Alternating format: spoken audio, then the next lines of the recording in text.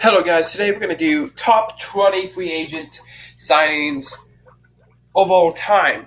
This is my opinion. Everybody has their own opinion, I know. So I'm going to do my opinion right now. This is just for the NFL, nothing else.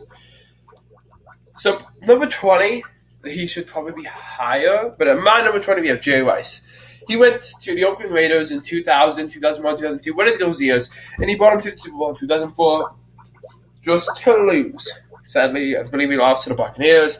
Only the Buccaneers won the Super Bowl that year. Number 19, we have Bryce Pullop, defensive tackle, I believe, signed with the Buffalo Bills in 1997 or 8. Maybe it was 5. I think it was 5. So signed with the Bills. He wasn't that bad. So it was a good deal for the Bills, and he did some good things with them as well. And number 18, we have Simone Rice, who went to the Buccaneers and basically made the defense great. They had a lot of stars on their defense. They just needed a great defensive end. That's when Simone Rice came in, and he did a great job for them, helping them win Super Bowl 2004. At number 17, we have Michael Turner going to the Atlanta Falcons in 2007. He did a bang-up job, and he still is doing a bang-up job. Even in Madden 17, he's still winning the MVPs in Madden 17. In real life, I doubt he'll win MVP. But you know what I'm trying to say? They did a good job getting Michael Turner, who almost won the Super Bowl for them, but we all know what Tom Brady did. At number 16, we have James Ferrier, the Steelers linebacker. Great guy. He did great things for them, and he is still pretty whipped for a 40-year-old man. He made their defense look great. Him, Joey Porter, Troy Polamalu was a rookie around when he got signed. So they had an amazing defense then. Their offense, obviously, they had great receivers. They had Big Ben, rookie Big Ben. They had an amazing team. And at number 15, we have Ed Murphy for the Broncos in 1995. I don't know exactly. I looked it up just to make sure I got it. He did a great thing for the Broncos. As I believe he helped them win the Super Bowl in 1999, or was it 98? I believe the Packers, my team, won in 1980. No, not 1980. 1998 because of Favre, and we lost because of Favre in 1998 or 99. So it was one of those 2 years that he helped them win. And then number 14, we have Connell McDormand. I hope I got somewhere close. The Jaguars receiver. He wasn't bad. Imagine him and Jimmy Smith back-to-back. When they were both at their prime, that'd be amazing. Mark Bernard could just launch balls to them all day.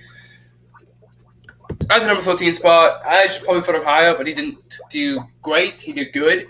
And he was an undrafted free agent. Undrafted, he was assigned by anybody else besides the Ravens. His first couple of years, he didn't do good for them. And then the Chiefs were like, hey, we have an amazing offensive line. We have Brian Waters.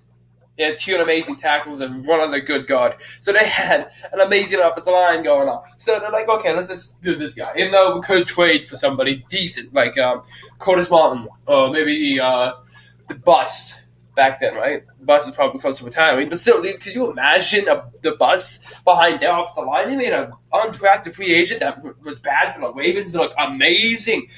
Dude, how do you do that? And I believe the Ravens at this time had Jonathan Olton. How does that...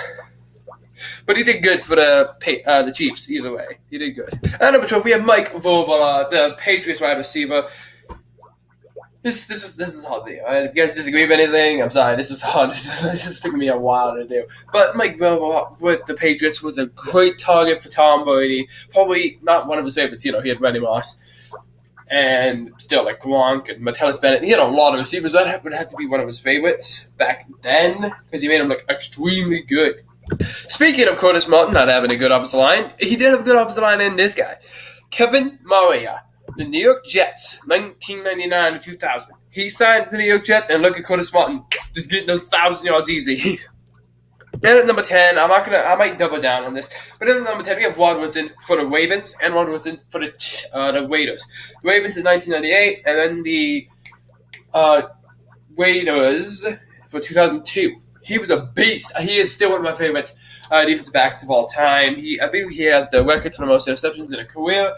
He was just so good at the Steelers. And he went to the Ravens and did great there. He went to the Raiders, did great there. The only problem with the Raiders, though, 2004, A regular team, they're young, nice, even. So if they make the Super Bowl in 2004, they're like, okay, if we had a young team, we can easily make it 2005. But, We have old players like Rod Woodson. He's old. He's retiring next. He's done. Rich Gannigan. He's done. Kerry Collins. Who needs him? I mean, he was good, but he was terrible next year. And then Jerry Rice, I believe, went to Seattle or the Broncos. So the entire team fell apart, and it didn't do good. Shireen Sharp in the 2000 or the 2000s went to the Baltimore Ravens. What a guy. He helped them out so much, and then helped them win in 2000. Yeah, it was 2000. So it was either 2000, 1999, or 1998. Because he won a Super Bowl with them the year he came on, or the year before. So yeah, he was definitely there. He helped them win the Super Bowl, and of course, that's where Larry Lewis got his first, which was in 2000 and 2012. In our number 8 spot, speaking of Rich Gannigan, we have Rich Gannigan going to the Raiders in 1999, where they used him a lot. He was just so good. He could just figure out where to go. He still had his vision, and he was old at this time. I believe he was like 36. It was like, 2000? So we're talking like 34, 35, 36. He was old, but he can get the job done. And at number 7, speaking of Curtis Martin, we have Curtis Martin going to the Jets.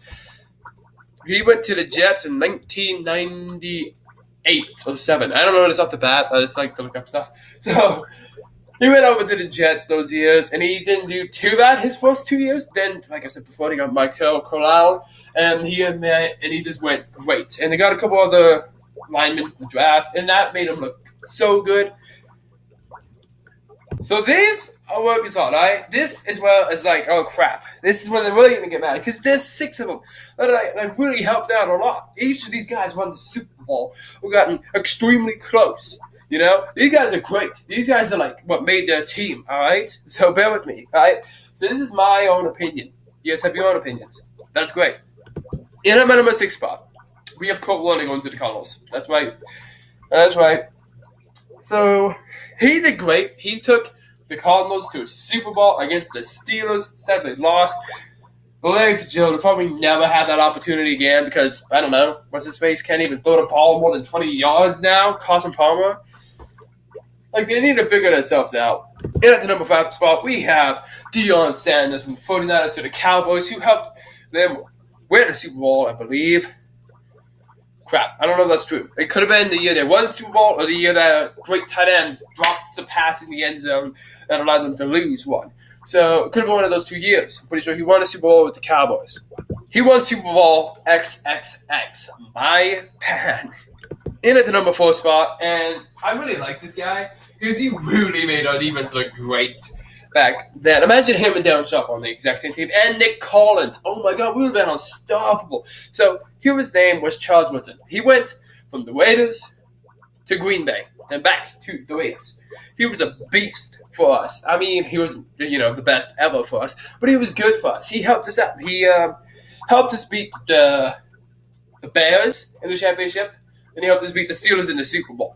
He helped us out so much, and it's so. Can you imagine? We only won 3. We should have won 4, but Brett Favre and his problems. We all know it. In at the number 3 spot, we have Drew Brees going to the Saints. Now, this is the top 3. These 3 are the hardest things ever to do. This is extremely hard.